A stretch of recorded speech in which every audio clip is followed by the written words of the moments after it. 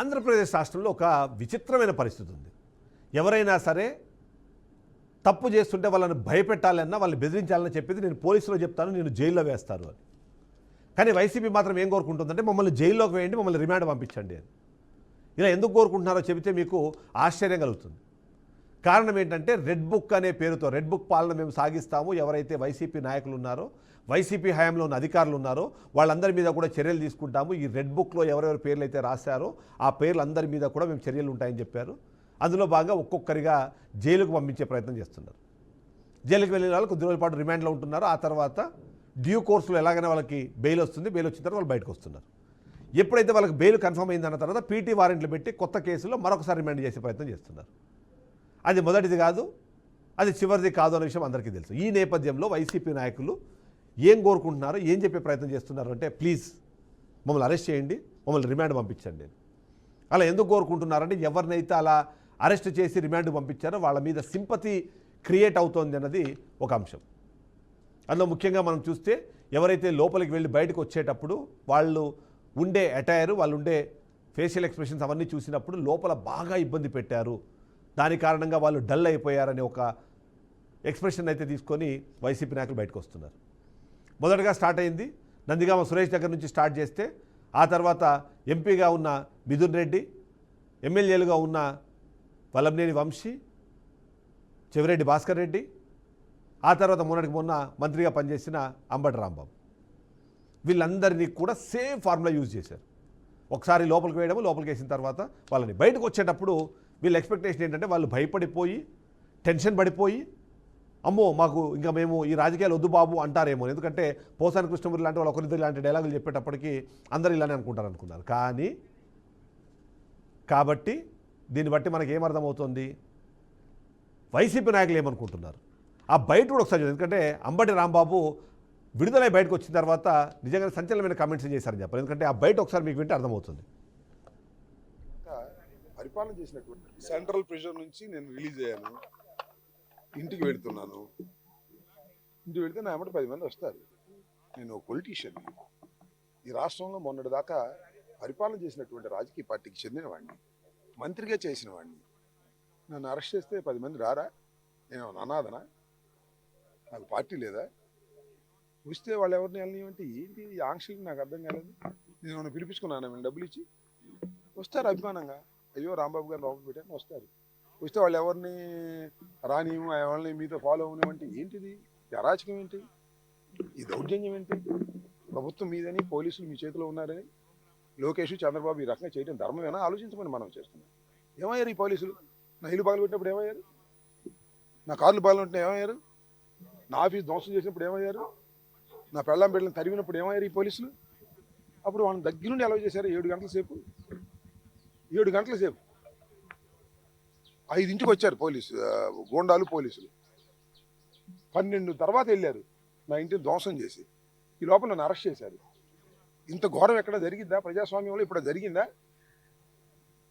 నేనేమన్నా అనామకున్నా? నేనేమో రమ్మన్నానా? ఊరేగింపు చేయమన్నానా? ఎందుకు ఎవరు రెచ్చగొడతారు కార్యకర్తలని? మీరు రెచ్చగొట్టారు. మీరు నా మీద కేసు పెట్టి నన్ను అన్యాయంగా లోపల పెట్టి నా కార్యకర్తలు ఎవరి పనులు వాళ్ళు చేసుకునే వాళ్ళకి ఏంట్రా ఈ అన్యాయం అని మీరు రెచ్చగొట్టారని.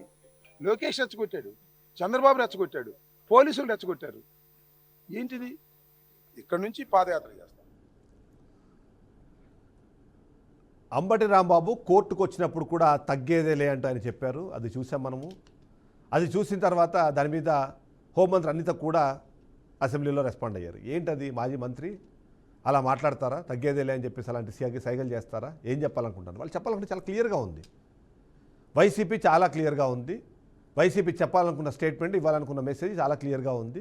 మమ్మల్ని రాజకీయ కక్ష సాధింపు చర్యలో భాగంగానే మా మీద అరెస్టు జరుగుతున్నాయి, మమ్మల్ని రిమాండ్ పంపిస్తున్నారు.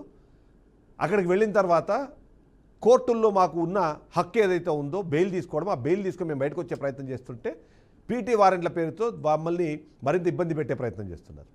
ఇక్కడితో సరిపోవన్నట్టు అంబటి రాంబాబు మొదటి రోజు అరెస్ట్ అయిన తర్వాత ఎప్పుడైతే రిమాండ్ విధించిన నేపథ్యంలో నన్ను బాగా ఇబ్బంది పెట్టారు, నా కాళ్ళను చీల్చి నన్ను ఇబ్బంది పెట్టే ప్రయత్నం చేశారనే విషయం చెప్పారు చాలా క్లియర్గా.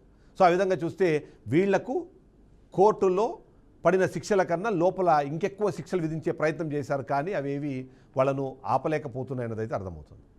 సో ఓవైపు వైసీపీ ఏమనుకుంటుంది, ఇలా కేసుల భయంతో ఉండేదానికన్నా ఆ కేసులు ఏవో తొందరగా పెట్టేసేయండి, లోపలికి పంపించేసేయండి, ఆ రిమాండ్ ఏదో వేసేసేయండి, బెయిల్ తీసుకొని బయటకు వస్తాం, ఆ తర్వాత మళ్ళీ మేము పనిచేస్తామని. నిన్న అరెస్ట్ అయిన రాంబాబు బయటకు వచ్చిన తర్వాత చెప్పిన మాట, నాకు 18 రోజుల్లో మీరు ఒక మంచి పని చేశారు, నన్ను మరింత స్ట్రాంగ్గా తయారు చేశారు, ముందుకు వెళ్ళడానికి మీ మీద పోరాటం చేయడానికి నాకు ఒక కారణం ఇచ్చారు, నాలాంటి ఒక కాపు నేతనే ఇలా మీరు చేస్తున్నారంటే మిగిలిన వాళ్ళు ఇంకెంత ఇబ్బంది పెట్టుంటారు, కాబట్టి వాళ్ళందరి తరఫున పోరాడడానికి నాకు మీరు ఒక అవకాశాన్ని ఇచ్చారు. గతంలో బైరెడ్డి సిద్ధార్థ రెడ్డి కూడా మాట్లాడుతూ ఒక స్టేట్మెంట్ ఇచ్చారు. ఆ స్టేట్మెంట్ ఏంటంటే, సరే ఎలాగో మీరు మమ్మల్ని లోపల పంపిస్తున్నారు, మాకు లోపలికి వెళ్ళిన తర్వాత అర్థమవుతుంది ఏంటంటే లోపల సౌకర్యాలు బాగాలేవు, కాబట్టి వీలైనంత తొందరగా మీరు సౌకర్యాలు బాగా చేసుకోండి, ఎందుకు అంటే మేము మళ్ళీ అధికారంలోకి వచ్చిన తర్వాత మిమ్మల్ని అందరినీ మళ్ళీ అవే జైలు పంపిస్తాము, కనీసం అప్పటి వరకైనా మీరు సౌకర్యాలు చేసుకోండి. ఇక్కడ చాలామందిని ఆ కేసులు పెట్టేటప్పుడు టీడీపీ చెప్పిన వర్షన్ ఏంటంటే వెరీ క్లియర్, నేరాలు చేశారు కాబట్టే కేసులు అవుతున్నాయి, కేసులు ఉన్నాయి కాబట్టి రిమాండ్లు అవుతున్నాయి, వాళ్ళు చేసిన తప్పులకి చట్టం తన పని తాను చేసుకుపోతుందంటూ సినిమా డైలాగులు చెప్పారు.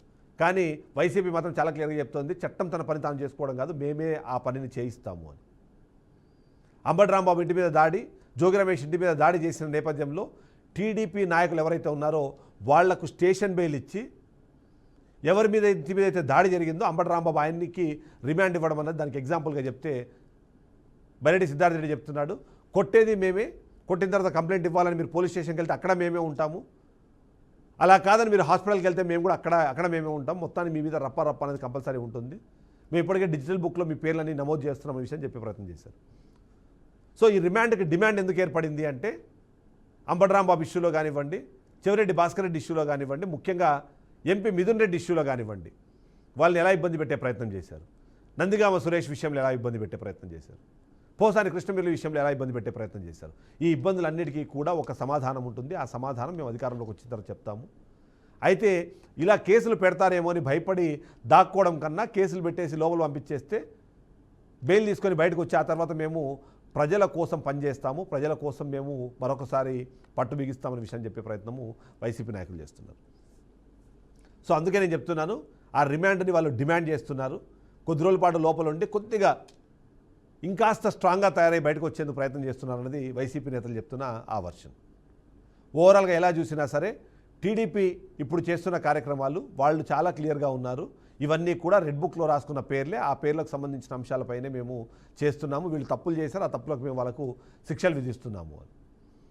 ఇక్కడ సాడెస్ట్ పార్ట్ ఏంటంటే, అంబటి రాంబాబు మీద ఏదైతే లక్కీ డ్రా పేరుతో ఆయన తప్పు చేశారని ఒక కేసు ఉందో ఆ కేసు నమోదైంది వైసీపీ హయాంలో. నిజంగానే తప్పు అయి ఉంటే ఆయన మీద కేసు బుక్ చేసిన తర్వాత ఆ టైంలోనే రిమాండ్ పంపించాలి, కానీ అది రిమాండ్ చేసే బెయిలబుల్ కేసు, కానీ దాన్ని నాన్ బెయిలబుల్గా మార్చి అలా ఆయన రిమాండ్ తీసుకున్నారన్నది ఆయన వినిపించిన వాదన. సో ఈ నేపథ్యంలోనే వైసీపీ నేతలు ఎవరైతే ఉన్నారో వాళ్ళు కానివ్వండి, వైసీపీ అధినేత కూడా చెప్తోంది, పెట్టాల్సిన ఇబ్బందులు ఏదో మొదట్లోనే పెట్టేసేయండి, తర్వాత మాకు పని చేయడానికి మరింత వాళ్ళు కసి పెరగడానికి అవి కారణంగా మారబోతాయి, జైలు శిక్ష అనుభవించి వచ్చే వాళ్ళు మరింత రాటుదేలి బయటకు వస్తారనే అభిప్రాయం కూడా ఆయన వ్యక్తం చేస్తున్నట్టుగా మనకు అర్థం ఉంది. అందుకనే వైసీపీ డిమాండ్ చేస్తుంది, ప్లీజ్ రిమాండ్ మీ అని. ఇలా రిమాండ్ చేసి ఎవరైతే ఇబ్బందులు పడుతున్నారో, ఇబ్బందులు పెడుతున్నారో వాళ్ళ పేర్లన్నీ డిజిటల్ బుక్లో ఉంటాయి, ఆ తర్వాత వాళ్ళ మీద కూడా మా సైడ్ నుంచి చర్యలు ఉంటాయని చెప్పి ప్రయత్నం చేస్తున్నారు.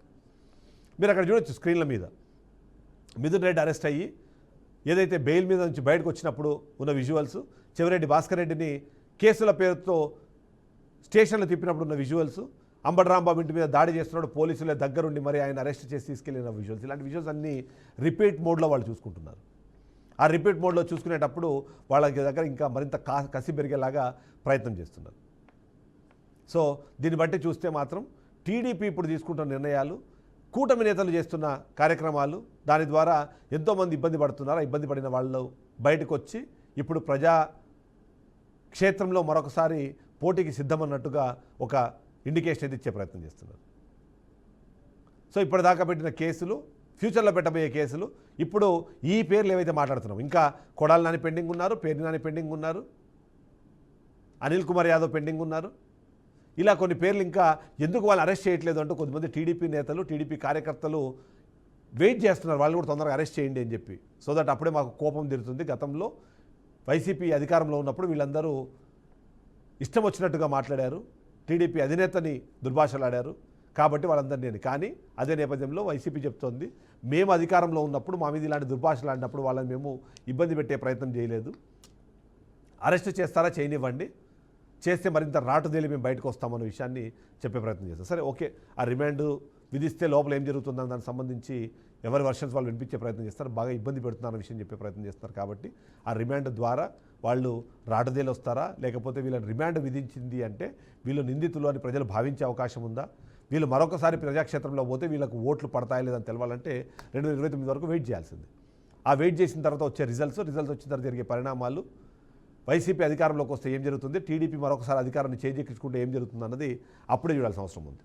సో వైసీపీ భావిస్తోంది, వైసీపీ ఎక్స్పెక్ట్ చేస్తోంది అక్రమ కేసులతో మమ్మల్ని వీలైనంత ఇబ్బంది పెట్టండి, అక్రమ కేసులు అనేవి ప్రజలు గుర్తించేలాగా మేము ప్రజల్లోకి వెళ్తాము, ప్రజలు దాన్ని గమనిస్తారు. ఎందుకంటే వల్లభనేని వంశం కూడా మనం చూసాం, అంతకుముందు ఆయన ఉండేది ఇప్పుడున్న పద్ధతి, ఇప్పుడు ఆల్రెడీ ఆయన ప్రజల్లోకి వెళ్ళి అక్కడ ఆయన పని ఆయన చేసుకుంటున్నారు. ప్రజల్లో ఆ సింపతిని గెయిన్ చేయడానికి తను ఇబ్బంది పెట్టారన్న విషయాన్ని ప్రజల్లోకి తీసుకెళ్లేందుకు ప్రయత్నం చేస్తున్న నేపథ్యంలో ఫ్యూచర్ ఎలక్షన్స్ అనేది చాలా ఇంట్రెస్టింగ్గా మారబోతున్నాయి అనేది అయితే మనకు అర్థమవుతుంది.